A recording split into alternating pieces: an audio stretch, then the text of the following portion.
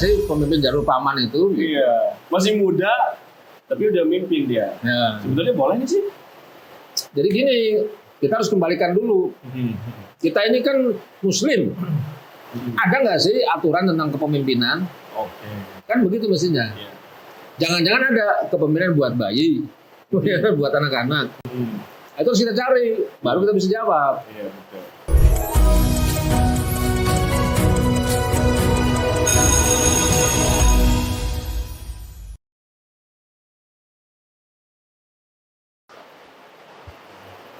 Lah, aduh pakar rebet. Assalamualaikum Ustaz. Ini mau minum dulu. Aduh minum dulu ya. Wah, luar biasa. Enak banget nih dingin-dingin. Hujan-hujan minum apa ini namanya? Tempo hari Kemana? apa namanya tuh? Oh, lupa yang namanya ya. Pokoknya di Cianjur. Oh, Cianjur. Lu ke Jogja. Kemarin Jogja. Bajigur sekarang. Bajigur mana? Oh, kemarin Bandrek. Bandrek. Bajigur. Itu udah disiap. Udah disiapin. Udah, pokoknya Luar biasa. Ini keren buat kedua ini. OB-nya nih udah disiapin ini Pakar ini. Sebelum kita datang udah jadi. Udah jadi. Luar biasa. Nah, Pakar baca buku itu lagi yang kemarin kita. Ini buku nggak habis-habis dibaca. Ini lagi baca apa, Pakar? Ini ada bagan-bagan di belakang. Jadi dulu itu waktu dibuat pertama kali, tolong lengkapi, bagan-bagan ini. Cukup banyak bagan ini. Sampai bagan yang terakhir itu bagaimana caranya copy the master dan training by doing di tingkat SD, SMP, SMA, perguruan tinggi, bahkan organisasi. Luar biasa. Bismillah sudah. Jadi ini aplikatif banget buku ini. Oke. Maaf, bacanya begini, nanti dikira salah lagi nih. Soalnya bagannya bagannya miring. Bagannya miring. Kalau gini nggak bisa saya. Ini kan tentang leadership juga ya, Pak? Ya. Ya kan? Kata orang ini buku sejarah. Saya bilang bukan, ini bukan buku sejarah. Ini buku tentang leadership. Lebih tepat lagi, ini mengupas tentang model kepemimpinan yang paling mutakhir. Gitu. Model kepemimpinan transformational leadership atau sering disebut breakthrough leadership.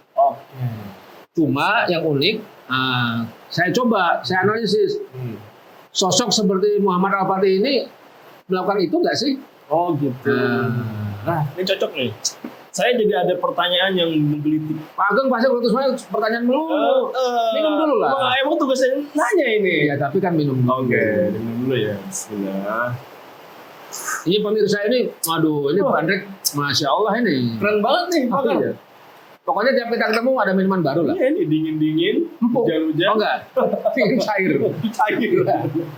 Nah, ini penting nih Pakar. Ya. Jadi, saya ada pertanyaan penasaran. Sebenarnya, pemimpin itu dilahirkan apa dibentuk? Kenapa nanya begitu? Itu jadi penasaran. Soalnya ada orang yang gak cocok jadi pemimpin. Gak bakat gitu ya? Gak bakat gitu ya.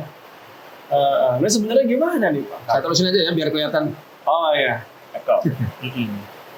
Jadi itu pertanyaan memang menarik banget itu. Iya. Sejak saya dulu terjadi tidak begitu. perdebatan ini di mana-mana. Padahal buat saya itu perdebatan yang tidak perlu. Jadi kasusnya itu banyak anak yang akhirnya nggak mau dilatih karena merasa nggak bakat. Iya. Merasa bukan jadi calon pemimpin masa depan karena nggak bakat. Tapi sebaliknya orang-orang yang lain di tempat yang lain sangat bersemangat untuk dibentuk karena merasa dia sudah dilahirkan. Jadi jawaban yang benar bagaimana sih? Nah, ini jawaban yang benar nih. Seumur-umur, sepanjang sejarah peradaban manusia, catat baik-baik tuh. Nggak ada yang namanya pemimpin tidak dilahirkan. Ini Pakar. Itu punya Pak Ageng juga. Jadi seumur-umur sepanjang peradaban sejarah manusia, tidak pernah ada pemimpin lahir dibentuk kecuali dia dilahirkan lebih dulu. Oh ya. Jadi pasti lahir dulu. Sunatullahnya pasti lahir dulu lah. Makanya kan saya bilang nggak perlu diperdebatkan. Oh iya. Setelah dilahirkan baru dibentuk. Oke. Kalau mau dibentuk tapi belum dilahirkan, apa yang mau dibentuk? Nggak ada. Jadi perdebatan itu harusnya tidak perlu. Jadi pertanyaan itu sebenarnya nggak perlu ditanyakan. Tidak perlu tanyakan. Ya udahlah, saya pulang aja. Jangan pulang juga. Jangan pulang ya. Kan pasti ada pertanyaan lain dong. Oke. Makanya ini kan Iya. masih banyak. Nah, itu cocok itu. Jadi sekarang ini sedang muncul. Sebenarnya ini saya pindah ya. Ya, boleh. Takut dikira promosi. Oke, promosi. Lagi Ya. muncul tren anak muda yang memimpin sekarang. Oh iya. Anak muda yang jadi pemimpin. Ya. Cuma ada juga tuh yang lewat jalur paman. Ya memang ini saya juga sering juga itu diseripit-seripit gitu. Boleh nggak sih pemimpin jalur paman itu? Iya, masih muda tapi udah mimpin dia. Ya. Sebetulnya boleh nggak sih? Jadi gini, kita harus kembalikan dulu. Kita ini kan Muslim. Ada nggak sih aturan tentang kepemimpinan? Oke. Kan begitu mestinya. Iya. Jangan-jangan ada kepemimpinan buat bayi, buat anak-anak. Itu harus kita cari, baru kita bisa jawab. Iya, betul. Itu banyak banget itu tentang kepemimpinan itu. Salah satunya ada hadis yang sangat saya mengyang-nyang di kepala. Hadisnya agak panjang, tapi kita ini seringkali tahu di bagian belakang. Ya, kulukum ra'in, wa kullu ra'in mas'ulun an ra'iyati. Oke. Setiap kalian adalah pemimpin dan setiap pemimpin itu akan dimintai pertanggungjawaban. Jadi ini di atasnya kepala negara adalah pemimpin, akan diminta pertanggungjawabannya. Betul. Setiap ibu rumah tangga juga pemimpin, akan diminta pertanggungjawabannya. Iya. Bahkan hamba sahaya juga pemimpin, Oke. dia akan diminta pertanggungjawaban atas apa yang dia lakukan sebagai hamba sahaya. Dan terakhir setiap kalian, Setiap manusia. setiap manusia, tidak peduli dia muslim atau tidak. Iya.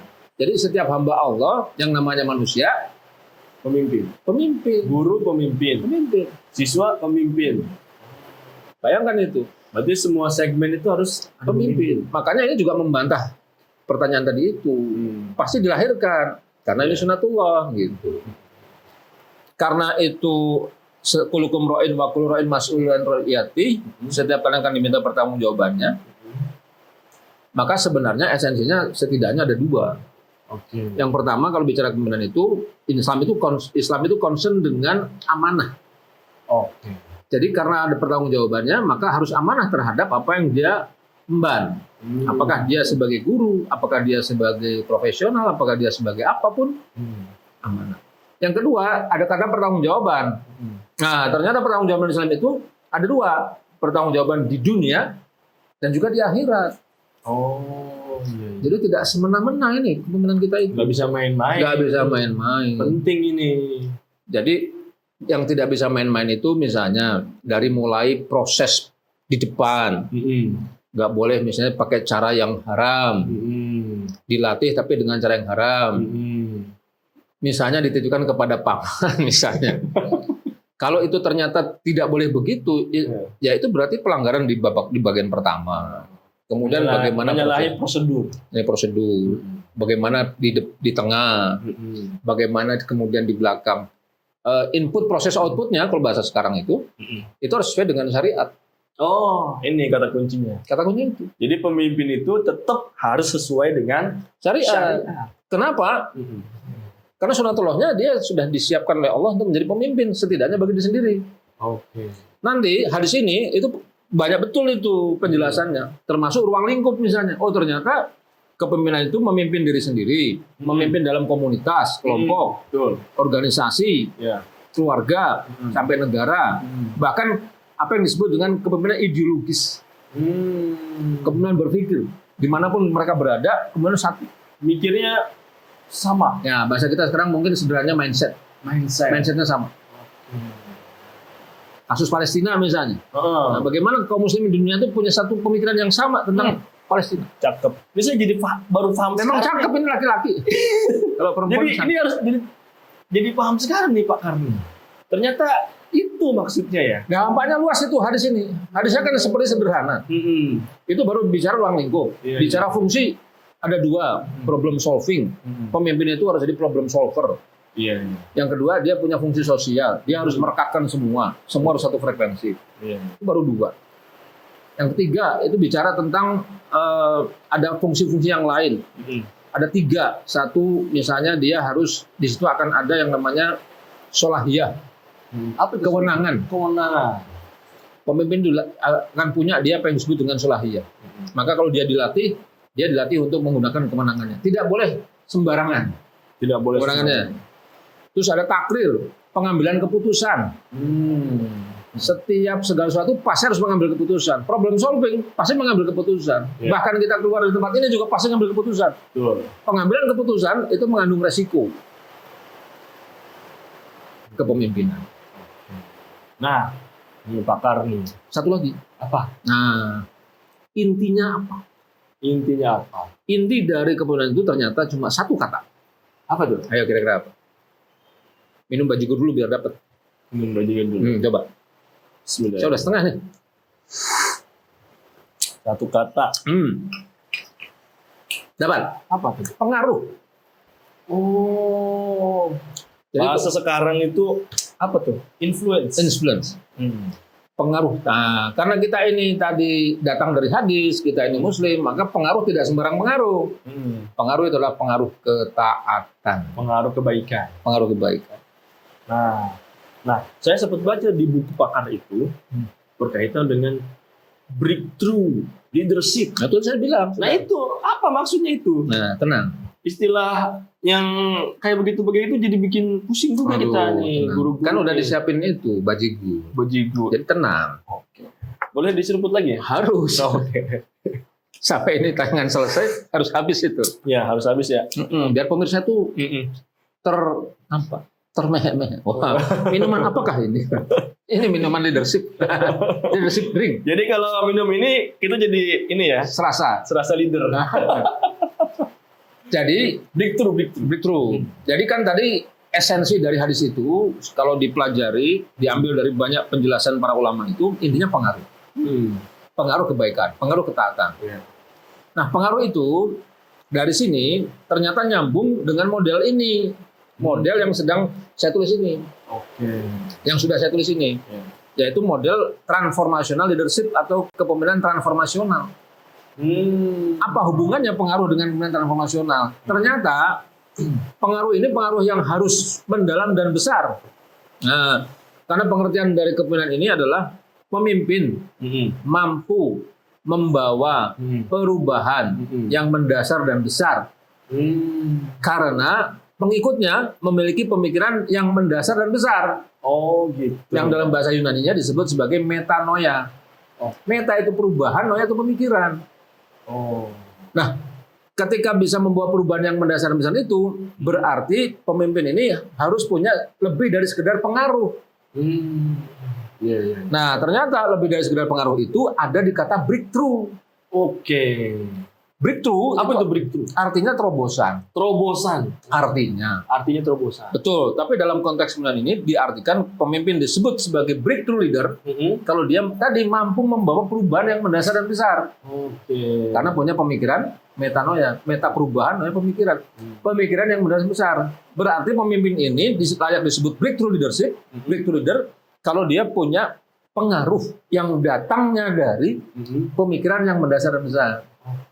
Nah, ini yang menarik, pemikiran yang mendasar dan besar itu dalam bahasa Inggrisnya, karena dalam bahasa Sunda tidak ada. Sunda. Saya. Itu artinya ternyata adalah way of life atau world view. Jalan. Cara pandang kita terhadap dunia. Cara pandang kita tentang kita dalam dunia. Itu kan cara pandang itu kan sama dengan jati diri kita.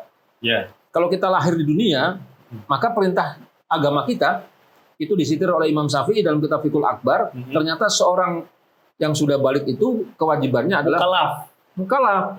Itu berpikir dan mencari dalil untuk makrifat kepada Allah. Berpikir. Harus mikir. Nah, kapan orang itu harus berpikir? Mukallaf. Kapan usia minimal itu? 15 tahun. 15 tahun. Ketika dia balik. Yes. Akil balik. Gitu ya? Betul. Jadi kalau Muhammad Al-Fatih 21 tahun, itu sudah lebih dari akil balik. Sudah lebih dari 15 tahun. Sudah lebih dari 15 tahun. Berarti orang yang umurnya 15 tahun memang sudah seharusnya jadi pemimpin. Dia udah matang sebenarnya. Kalau memenuhi persyaratan. Apa persyaratannya? Dia punya pengaruh. Pengaruh datang dari mana? Pemikiran yang mendasar besar. Pemikiran yang mendasar besar datang dari mana? Berpikir, mencari dalil untuk makrifat kepada Allah. Nah, sekarang pertanyaan sebentar. Ini kita ngomongin ini mendasar banget. Sebentar dulu, belum selesai. Oh, belum selesai. Jangan dipotong saya. Iya. Nanti ini habis keburu. Sampai mana saya jadi lupa tadi. Nah, makrifat itu apa? Oh, makrifat. Kadang-kadang beberapa orang mengatakan makrifat itu terlalu tinggi. Enggak juga. Ya, karena itu dijelaskan oleh Imam Nawawi Al-Bantani, ulama besar kita, Ya. datang dari Banten. Mensarah itu tadi. Ternyata yang disebut makrifat itu adalah satu kata. Apa tuh? Hanya dapat dilihat dari satu kata saja. Ketaatan Oh, jadi kepada syariat. taat pada Allah. Taat pada Allah, taat pada syariat. Balik lagi ke pengaruh. Pengaruh apa? Ketaatan. Ketaatan.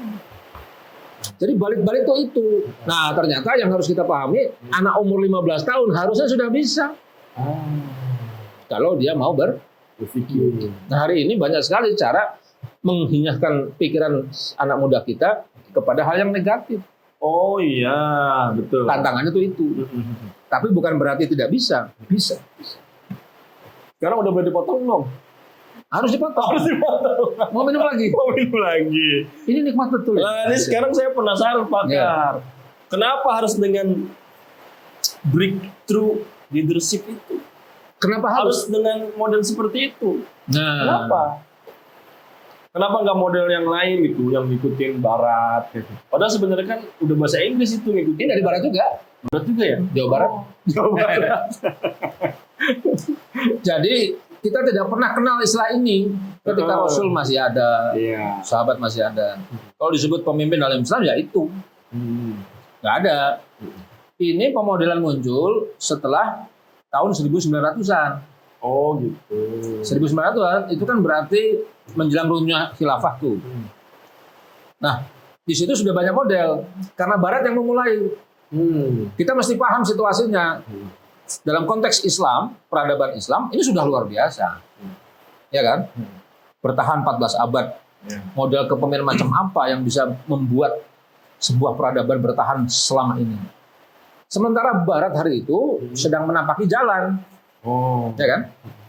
Ketika Barat menapaki jalan, maka melihat mereka modelnya apa. Nah, di sini sudah jelas ada bagan-bagan. Coba kita baca lagi ya. Soalnya saya juga nggak apa. Saya nulis. Nih. Jadi ada model yang pertama, trait model of leadership. Ini model yang lebih melihat kepada karakter seseorang. Oh, dia kurus. Oh, dia pekerja keras. Oh, dia gemuk. Waduh, dia lamban. Nah, itu nggak relevan sekarang. Muncul yang kedua, model of situational leadership, berbasis situasi. Tapi dinamika luar biasa, nggak cukup juga. Muncul yang ketiga, model of effective leaders. Yang penting efektif, tujuannya tercapai. Nggak bisa juga, karena dinamika terus berkembang. Lalu kontingensi model, ada plan A, plan B, plan C. Nggak bisa juga. Nah, akhirnya para ahli mufakat bahwa model yang paling bagus menghadapi situasi hari ini, apalagi sebelum pandemi muncul VUCA.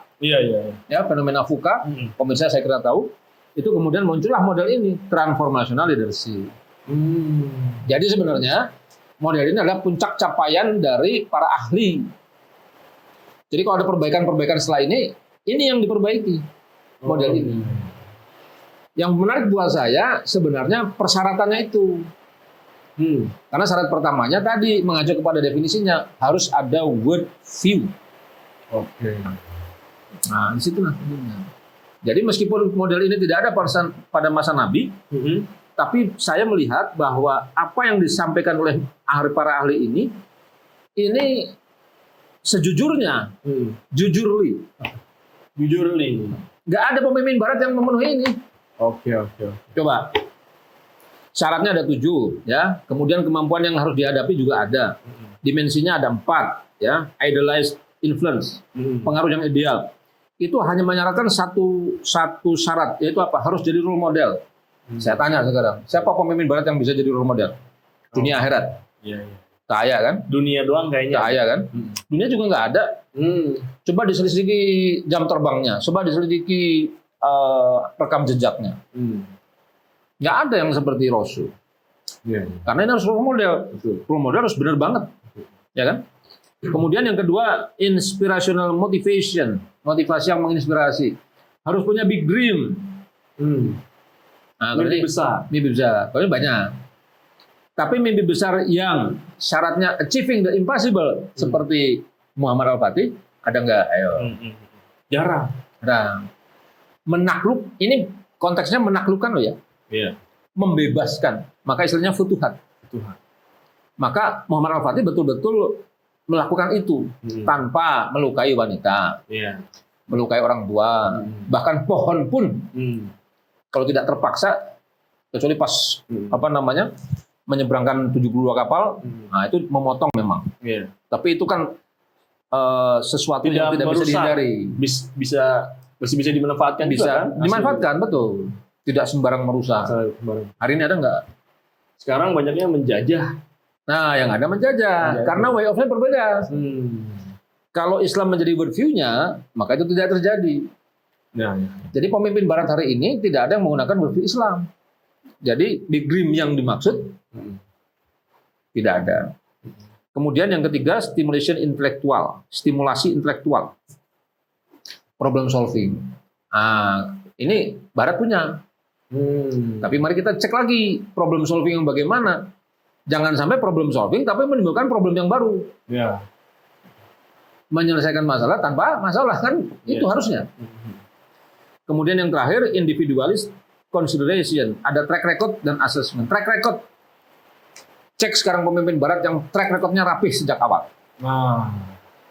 Muhammad Al-Fatih dari sejak muda sampai meninggal dunia tidak pernah meninggalkan sholat tahajud. Masya Allah. Luar biasa. Jadi saya akhirnya menyimpulkan persyaratan yang mereka buat sendiri tidak ada yang dilakukan oleh pemimpin Barat sendiri. Jadi model ini memang dibuat Barat, tapi tidak ada satupun pemimpin Barat yang cocok masuk di sini. Oke. Kalau begitu saya ingin menyimpulkan, saya menduga kuat. Bahkan saya yakin orang Barat belajar dari Rasul. Ini kesimpulan saya kalau ditanya nanti kapan, selalu saya jawab begitu. Modelnya memang lahir 14 abad setelah Rasul wafat. Tapi apa yang diminta di sini hanya Rasul yang melakukan.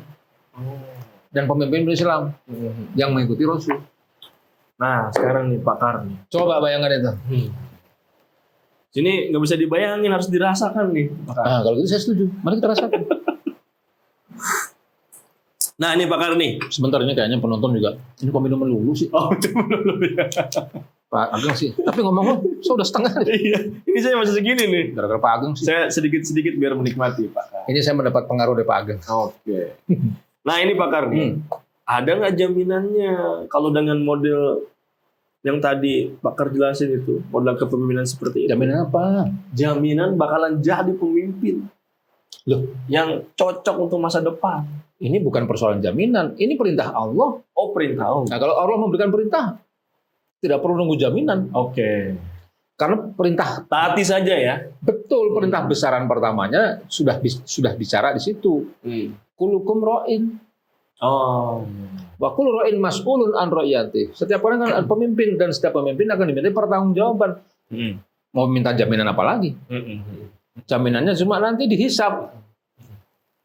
Maka kalau dia memimpin skupnya masih kecil dari sendiri, dia dihisap untuk dirinya sendiri. Kalau dia memimpin dalam konteks komunitas, dari keluarga sampai negara, dia akan diminta di situ. Nah, nanti akan ketemu dengan hadis muflis. Jangan sampai nauzubillah min dzalik merugi di akhirat, bangkrut. Serem ya? Serem sekali. Atas kepemimpinan kita di komunitas, lalu kita melakukan kebijakan yang salah. Sudah jelas salahnya, diberi nasihat nggak mau berhenti, nggak mau berubah. Lalu kita melakukan pelanggaran yang luar biasa, zolim misalnya. Itu keluarga kita protes semua tuh. Di akhirat itu seperti ada layar lebar. Nanti Allah tunjukkan pada kita, mulut nggak bisa bicara. CCTV. Bukan CCTV, CCTV kecil. Bioskop layar lebar lah kurang lebih begitu. Nanti akan ini siapa lagi yang menjadi korban orang ini? Satu-satu. Itu kebayang kalau pemimpin gimana itu, Pak? Makanya itu, kalau dia memimpin hanya OSIS berapa sih? Cuma 30 orang. Mungkin diprotes sama OSISnya. Iya. Tapi bayangkan kalau dia Pak Lurah, Satu desa. Satu desa. Satu desa protes, ya Allah, ini pemimpinku ini waktu dia jadi lurah, dia melakukan kebijakan zolim, dia mengut iuran, misalnya. Kita udah nggak mampu, harusnya kita bantu, malah dipungut. Betul. Itu nanti pahala yang buat dia diberikan pada kita. Masih nggak cukup, nanti dosa kita ditransfer ke dia. Wow. Lurah lo. Ngeri banget itu. Lurah lo. Apalagi camat, bupati. Nah, kalau dia kepala negara, misalnya, se-Indonesia misalnya. Indonesia protes. 250 juta. Kebayang nggak sih? Nah, karena itu pertanyaannya bukan jaminan, ini keharusan. Nah, masa Rasul itu kepemimpinan sedemikian rupa. Sekarang sebenarnya dengan ada model begini, kita dibantu. Jadi ini sebenarnya kalau saya baca, ini mengilmiahkan model kepemimpinan yang dilakukan. Kalau Islam ada di mananya? Di worldview-nya. Kalau Islam dipakai sebagai worldview, maka semua syarat berikutnya harus sesuai dengan Islam. Oke. Nah, kalau itu yang dilakukan, bukan hanya selamat. Karena hadis kudusinya jadi sudah saya kasih nih. Kalau kita taat, Allah ridho. Kan ketatan. Kalau Allah ridho, maka Allah akan berikan berkah. Dan dalam hadis kudus itu Allah menyatakan, hadis riwayat Ahmad, keberkahanku tidak ada akhirnya. Cakep. Tapi kalau kita maksiat, maka Allah tidak suka. Allah itu akan, jangan marah-marah. Kucing. Oke. Berarti kucing mendengarkan. Oke, Pakar. Nih satu lagi nih. Apa tuh? Tadi. Saya mau jelasin apa tadi? Jadi lupa. Nah, ini dia. Kalau manusia maksiat kepadaku, aku murka. Dan kalau aku murka, aku akan melaknatnya. Dan laknatku akan sampai pada 7 turunan. Kalau individu dilaknat, cuma individu. Kalau pemimpin, ngeri banget 7 turunan, Pak. Tadi udah bertanggung jawab, udah muflis, dilaknat. Nauzubillah min dzalik. Jadi kalau kita mau jadi pemimpin harus mencontoh pada Rasul.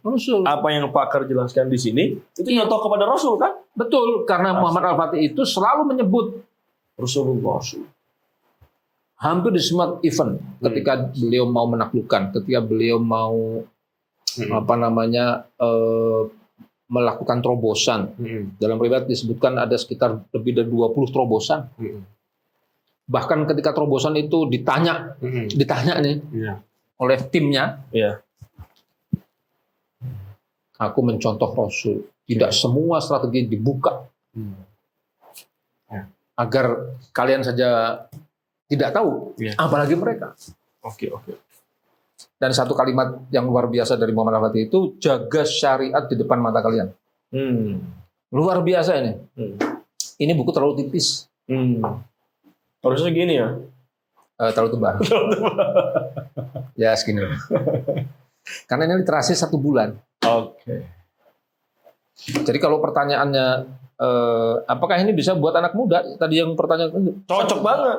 Sangat bisa. Bukan hanya cocok. Cocok banget. Sangat bisa. Karena sudah dibuktikan oleh Muhammad Al-Fatih. Ini 21 tahun. Bahkan ada pemimpin sebelumnya yang 17 tahun. Karena kata kuncinya di mana? Di baliknya itu. Oke. Jadi kalau dia sudah balik 15 tahun, memang harus begitu. Nah, Pakar nih. Sekarang peran guru itu apa untuk kepemimpinan anak-anak muda sekarang? Untuk siswa-siswa kita. Apakah seperti yang model sekarang ini, pemimpin jalur paman? Emang ada pemimpin jalur paman? Ada di negeri Konoha. Nah, gimana Pak? Begini, jadi pertama-tama kita lihat sejarahnya. Ya, fakta sejarahnya tidak ada satupun pemimpin Islam itu lahir tanpa guru. Oke.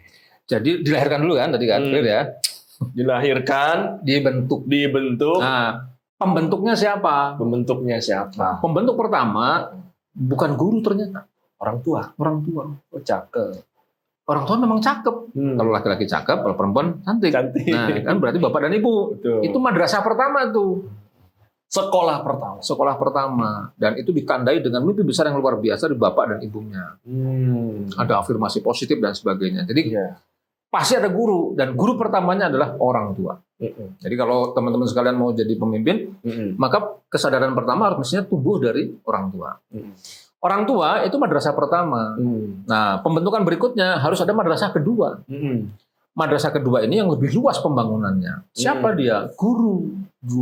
Bukan orang tua, tapi dia bisa orang tua di sekolah. Dulu bukan sekolah seperti sekarang. Betul. Ya, kasusnya beliau kan Syekh Samsudin, seorang polimet. Jadi cari guru terbaik. Atau Syekh Ahmad Al-Qurani. Itu guru Al-Quran. Maka hari ini mesti cari guru yang terbaik. Jangan guru yang ecek-ecek. Betul. Guru yang terbaik itu apa? Cuma satu sebenarnya. Guru yang taat kepada Allah. Karena tadi kan pengaruh ketaatan. Maka transfer ketaatan itu datang dari orang tuanya. Juga yang kedua datang dari gurunya. Jadi mutlak harus ada guru. Nah, beliau tadi salah satunya itu nyambung juga nasabnya sampai Rasul itu. Sampai Sayyidina Abu Bakar. Syekh Samsudin itu. Jadi memang guru itu penting. Ya? Punya peranan penting. Harus.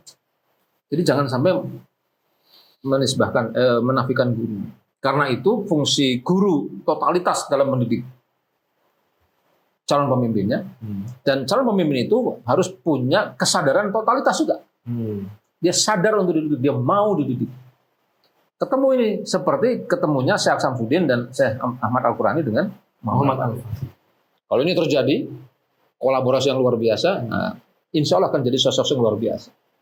Dan orang tuanya juga ridho. Keren kan? Oke. Cakep Pakar. Gimana coba? Katanya mau rapal. Oh iya. Ya. Waduh. Silakan Pakar. Sebentar. Ini nggak dihabisin. Sebentar, saya jadi bingung. Apa dulu nih? Ada kacamata, saya dapat dulu. Betul, ada rapat. Aduh. Ada rapat ya. Ini gara-gara rapat. Coba, ada nggak kemungkinan bajigur ini hadir tanpa kepemimpinan? Nggak mungkin. Kau tahu? Ya nggak mungkin lah. Masa ujuk-ujuk harus sendiri. Berarti ada yang memimpin untuk membuat bajigur.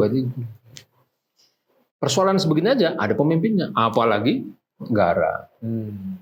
Jadi anak muda hari ini harus dibimbing untuk serius. Dan mari kita nikmati. Jadi nggak rapat Pakar? Jadi. Oh jadi. Tapi ini belum habis.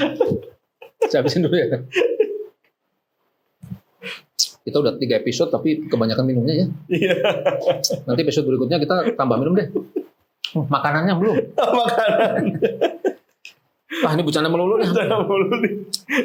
Tapi pendek mudah-mudahan masuk lah ya. Iya siap. Saya izin dulu ya. Ya, maka Nanti kita silakan teruskan. Pakar. Ya. Melanjutkan aktivitas. Saya nunggu jam berikutnya nanti. Iya kan magang masih banyak. Kalau saya kan harus bertugas lagi nih. Tugas saya kan dari rapat ke rapat.